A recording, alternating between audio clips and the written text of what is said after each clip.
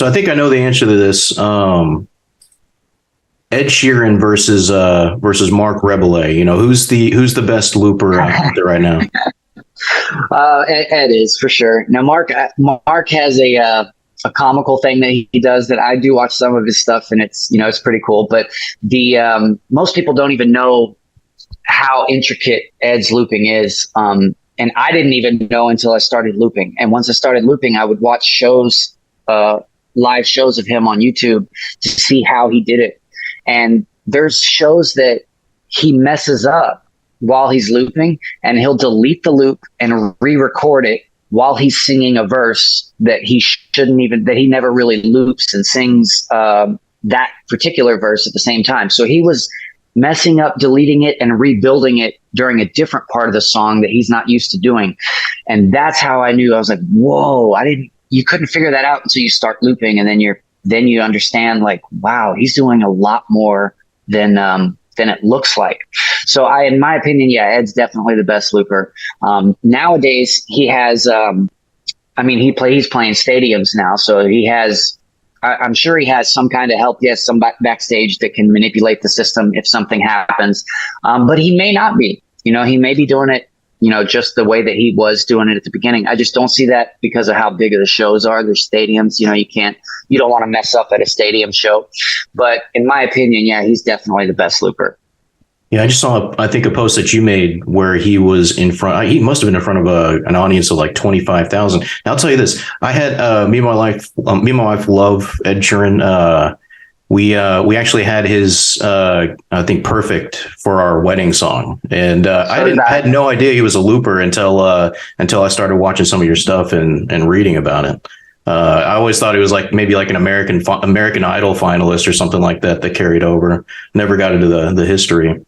But it's very interesting to see, especially that clip that you shared, him going through that process. It's a process that you go through initially. And that's the only thing that I was kind of curious about is, band can come out and just hit you right away. You have to kind of go through an explanation of what's about to happen. Right. In certain crowds, I'm curious, especially these bar crowds, do you have, during that startup process, do you ever have some, get back and forth with the crowds while you're getting everything prepared and they're kind of learning what's going on? It depends. I don't have it as much anymore because I'll do an explanation, like Ed did in the clip, so that they can be a part of the process, so they can actually see the creation level. And then once the creation level is finished, I try to keep it under 2 minutes. Mm-hmm. And then the song actually starts. But if you let them in on that creative process to understand, some people say, oh man, I love, watching you build the whole song. That's the answer I get the most. Every once in a while, I'll get somebody that says, I just wish you would start singing faster. And I'm like, okay, well, that's 1 out of every 10. So, the only way I can do that is if I pre-recorded something onto the pedal. And in my opinion, that's cheating. Yeah, I can't call myself a live looper if I'm pre-recording something onto the pedal. So, I don't want to do that. So it's about 1 out of every 10 that wants me to sing quicker, get to the point quicker. All the other 10 say that it's like watching a band, but it's also like watching a composer, to compose it first and then sing. So the overall answer I get is that they love watching it build and they love watching it. It's my cat up there. But yeah, they 1 out of every 10, I think. Yeah, and that's I would say one of the part of the recipe that you have as a live performer is how much of this do we want to come out and just hit the audience with versus going through the actual craft of live looping. Everything that they're seeing is created on the spot. There's it's deleted afterwards. So every time that they see you, they get a unique performance.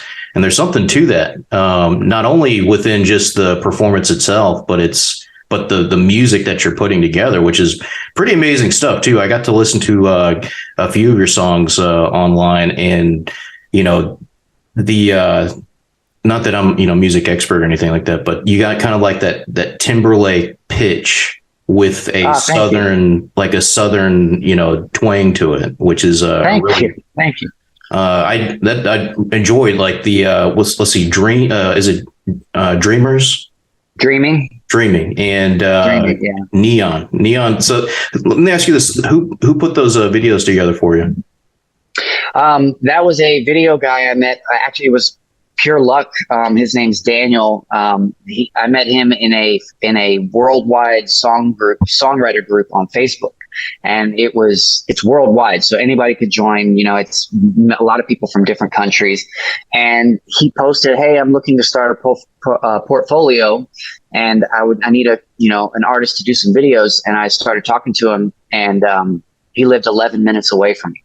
So it was like a blessing just out of nowhere. And I worked with him. He's one of the best. He's the best I've ever worked with as far as video goes, and real super, super nice guy. He's out here in the Katy area as well. He's looking to do movies.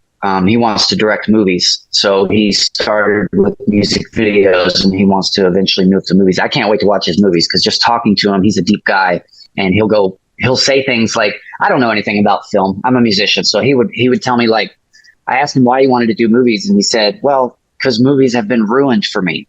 And I said, what do you mean? And he said, well, the camera will tilt slightly and I'll say, oh, watch this, something bad's about to happen. And so I don't have that view, that artistic view that way. So it was a real pleasure working with him. I learned a lot. Yeah, I really enjoyed the videos that they put together. So one of them, I think, was at one of the spots that you regular at. I think it was Neon. Neon was at Wildcatters. Was that right? Neon's at Wildcatters. I also work there part-time. Okay. That's Wildcatters is kind of my home now. And I asked my boss, I said, hey, can we do a music video in here? He said, yeah, sure. So I came and unlocked it, and we just did the whole thing in it took about 6 to 8 hours. But yeah, we had the video crane inside the bar and everything. It was really cool. It was I ain't sorry, no, if you get bothered with what I do. Cause I'm a one-man band and I'm just trying to make a difference. Are you listening to the lyrics that I'm spitting good? Tell me, can you feel me? And are we on the same page? Cause we all cooped up in the world these days. Everybody's scared to go outside, but you gotta go get your dreams. And don't be sorry, no, when they get bothered, cause they will, but they can't harm you, no. So it don't matter, shake the ladder.